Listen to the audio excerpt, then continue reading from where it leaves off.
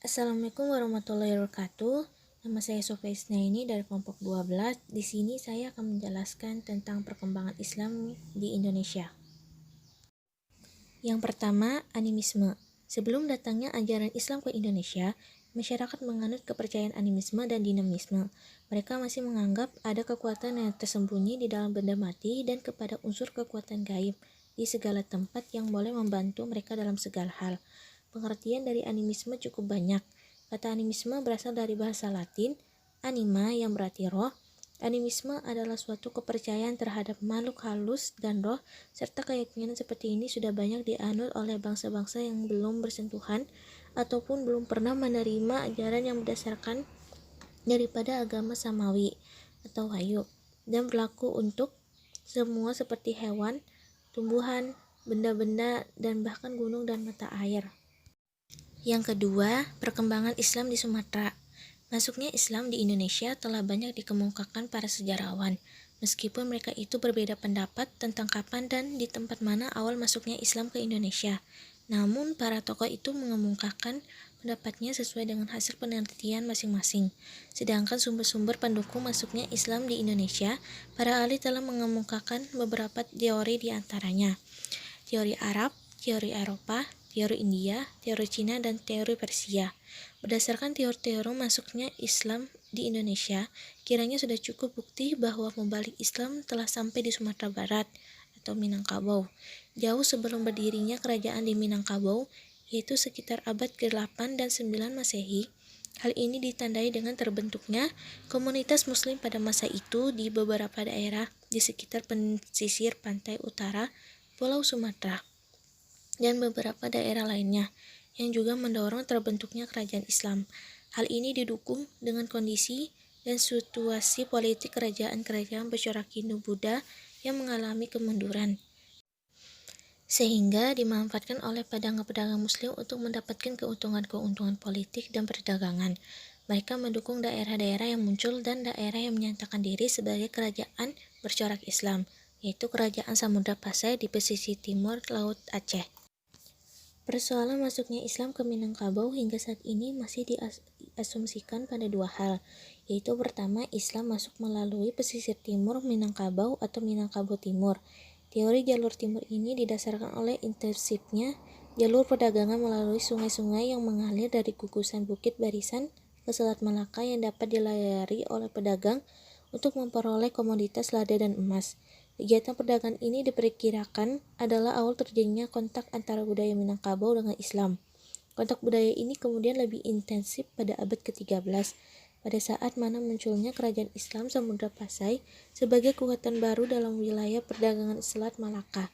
Pada waktu itu, Samudra Pasai bahkan telah menguasai sebagian wilayah penghasil lada dan emas di Minangkabau Timur. Kedua, intensifnya kegiatan perdagangan pantai barat Sumatera pada abad ke-16 Masehi sebagai akibat dari kejatuhan Malaka ke tangan Portugis telah pula mempengaruhi intensifnya penyebaran Islam. Pada waktu ini, pengaruh kekuasaan Aceh Darussalam sangat besar, terutama pada wilayah pesisir barat Sumatera. Pada tahap awal, pendidikan Islam berlangsung secara informal, di mana para mubalik memberikan contoh-contoh teladan dalam sikap hidup mereka sehari-hari, sehingga masyarakat yang didatangi menjadi tertarik untuk memeluk agama Islam dan mencontoh perilaku mereka. Setelah masyarakat Muslim terbentuk pada suatu daerah, maka yang menjadi perhatian pertama adalah mendirikan rumah ibadah, masjid sebagai tempat untuk melaksanakan sholat 5 waktu, sholat Jumat dalam sekali seminggu, dan 2 kali setahun dilaksanakan sholat hari raya Idul Fitri dan Idul Adha. Dengan berdirinya masjid, para mubalik juga menggunakannya sebagai tempat melaksanakan berbagai kegiatan, baik kegiatan keagamaan, sosial kemasyarakatan, termasuk kegiatan pendidikan. Awal mulanya masjid mampu menampung kegiatan pendidikan yang diperlukan masyarakat. Namun karena terbatasnya tempat dan ruang, mulai dirasakan tidak dapat menampung hasrat masyarakat yang ingin belajar, maka dilakukanlah berbagai pengembangan secara bertahap hingga berdirinya lembaga pendidikan Islam yang secara khusus berfungsi sebagai sarana untuk menampung kegiatan pembelajaran sesuai dengan tuntutan masyarakat saat itu, seperti surau dan pesantren.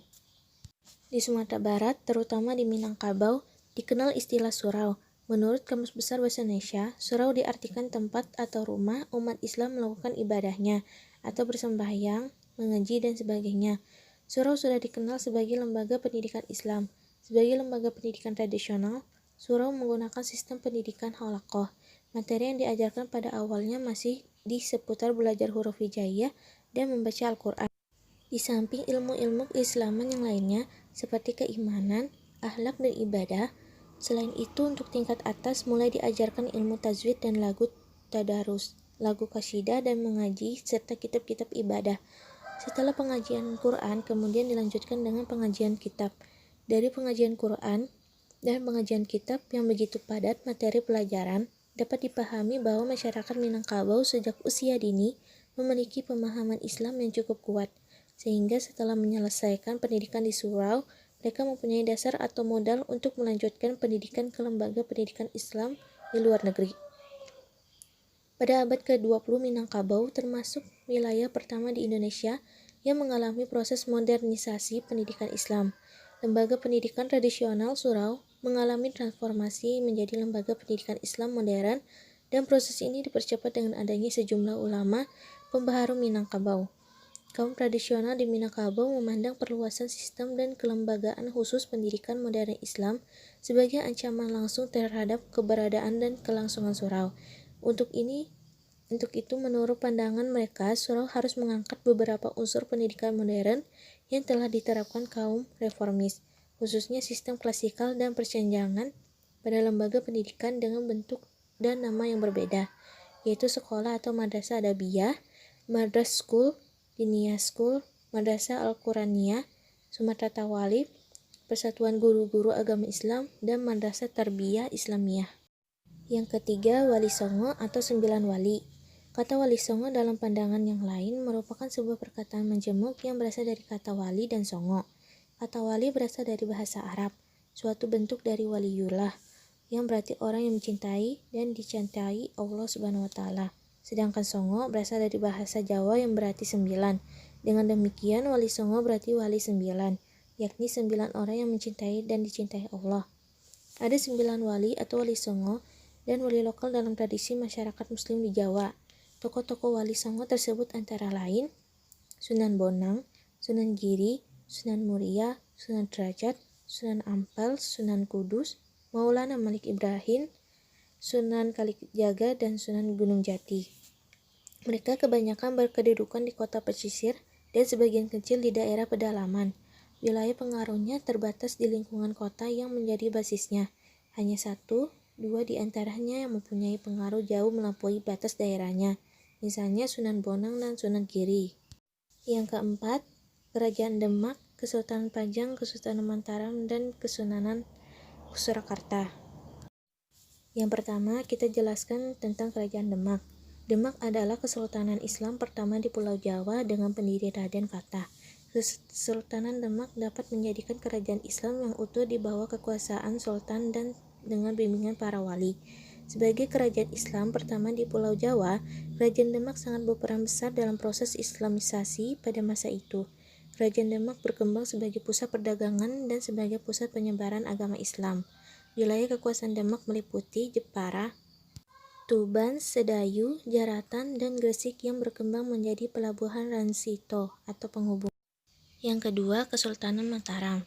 Setelah permohonan Senopati Mataram atas penguasa Pajang berupa pusaka kerajaan dikabulkan, keinginannya untuk menjadi raja sebenarnya telah terpenuhi. Dalam tradisi Jawa, penyerahan seperti itu berarti penyerahan kekuasaan. Senopati berkuasa sampai tahun 1600 Masehi. Sepeninggalnya ia digantikan oleh putranya bernama Seda Ingkrapyak yang memerintah sampai tahun 1613 Masehi. Sedangkan Seda Ingkrapyak digantikan oleh putranya Sultan Agung, yang mana pemerintahannya dari 1613 Masehi sampai 1646 Masehi. Sultan Agung telah mempersatukan Jawa Timur dengan Mataram serta daerah-daerah yang lain sejak tahun 1630 Masehi, mencurahkan perhatiannya untuk membangun negara, seperti menggalakkan pertanian, perdagangan dengan luar negeri, dan sebagainya. Bahkan pada zaman Sultan Agung juga kebudayaan kesenian, dan kesusastraan sangat maju. Pada masa kerajaan Sultan Agung inilah kerajaan Mataram mencapai puncak kejayaannya. Namun karena terjadinya beberapa pemberontakan semeninggal Sultan Agung, maka kerajaan Mataram mengalami keruntuhan. Yang ketiga, Kesultanan Pajang. Kerajaan Pajang merupakan kelanjutan dari Kerajaan Demak. Raja pertamanya adalah Joko Tingkir yang berasal dari Pengging. Pada masa pemerintahannya, ia berusaha memperluas wilayah kekuasaannya ke pendalaman di arah timur hingga ke Madiun. Kemudian kerajaan Pajang tidak berlangsung lama dalam sejarah kerajaan Islam di Jawa, tetapi kerajaan ini telah menorehkan sejarah tentang eksistensinya sebagai salah satu kerajaan Islam yang pernah berpengaruh di Jawa. Yang keempat, Kesunanan Surakarta. Kesunanan Surakarta lahir akibat perjanjian Giyanti pada tahun 1755 Masehi yang membagi Mataram menjadi dua bagian, yakni Kesunanan Surakarta di bawah kepemimpinan Sunan Pakubuwono III dan Kesultanan Yogyakarta di bawah rajanya yang bergelar Sultan Hamengkubuwono I. Sebelumnya, Keraton Surakarta telah berdiri terlebih dahulu pada kurun waktu kekuasaan Pakubuwono II, yaitu pada tahun 1726 sampai 1749, sebagai pengganti Keraton Kartasura yang hancur lantaran serangan orang-orang Cina di bawah Panji Raden Mas Garendi atau Sunan Kuning. Surakarta sering disebut sebagai pusat kebudayaan Jawa. Pada masa pemerintahan kerajaan, Surakarta menjadi pusat kekuasaan raja dan para pembantunya dalam menjalankan sistem pemerintahan. Atau dasar itu, Surakarta kemudian disebut sebagai negari atau sebutan lain dari negara. Surakarta adalah pusatnya kebudayaan Jawa dengan berbagai kekayaan karya seni dan arsitektur tradisional yang syarat dengan nilai intrinsik tentang kearifan lokal. Selanjutnya, peran strategis Ormas Islam Muhammadiyah, NU, dan Persis. Yang pertama, peran strategis Ormas Islam Muhammadiyah. Muhammadiyah ialah organisasi masyarakat Islam dalam aktivitas keagamaan, pendidikan, dan sosial. Muhammadiyah dibentuk Kiai Haji Ahmad Dahlan di Kampung Kauman, Yogyakarta. Kegiatannya bermula memfokuskan kepada dakwah melalui pengajian atau Sidratul Muntaha. Pada kemudian, aktivitasnya melebar ke pendidikan sekolah dasar dan sekolah lanjutan dengan nama awal Hogere School Muhammadiyah, lalu Quake School Muhammadiyah, lalu Madrasah Mualimin Muhammadiyah atau laki-laki, dan Madrasah Mualimat Muhammadiyah untuk perempuan di Yogyakarta. Berbagai kegiatannya tertuju pengorganisasian, pembangunan tata sosial, dan kemajuan pendidikan, berbasis keislaman yang dinamis di segala aspek kehidupan.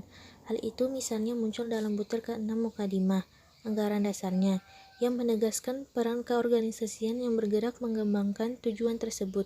Berbagai hasil bentukan pergerakannya diantaranya ialah pendirian rumah sakit, panti asuhan, dan tempat pendidikan di seluruh Indonesia. Peran strategis Ormas Islam NU. Nahdlatul Ulama atau NU adalah sebuah organisasi Islam di Indonesia. Organisasi ini berdiri pada tanggal 31 Januari 1926 dan bergerak di bidang keagamaan, pendidikan, sosial, dan ekonomi. Tujuannya ialah keagamaan dan sosial atau Islam.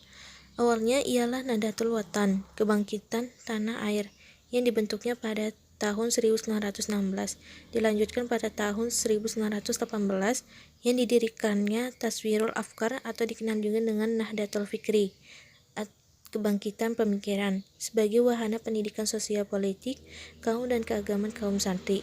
Dari situ berkembang Nahdlatul Tuzar, pergerakan kaum saudagar, sebuah syarikat untuk memperbaiki perekonomian rakyat. Keberadaan Nahdlatul Tuzar itu membawa Taswirul Afkar berkembang menjadi lembaga pendidikan dengan cabang di beberapa kota. Yang ketiga, peran strategis Ormas Persis. Persatuan Islam Persis merupakan organisasi yang memfokuskan diri pada pengembangan budaya Islam di masyarakat sebagai dampak pemahaman atau fikih terhadap nilai-nilai ajaran Islam yang sakral dan pengutamaan terhadap Al-Quran dan As-Sunnah. Persis dibentuk untuk tujuan memberikan pemahaman Islam yang sesuai dengan aslinya yang dibawa oleh Rasulullah SAW dan memberikan pandangan berbeda dari pemahaman Islam tradisional yang dianggap sudah tidak orisinal karena bercampur dengan budaya lokal. sikap taklid buta, sikap tidak kritis, dan tidak mau menggali Islam lebih dalam dengan membuka kitab-kitab hadis yang sahih. Persis bukan organisasi keagamaan yang berorientasi politik, namun lebih fokus terhadap pendidikan Islam dan dakwah. Mungkin segitu saja penjelasan saya. Terima kasih. Wassalamualaikum warahmatullahi wabarakatuh.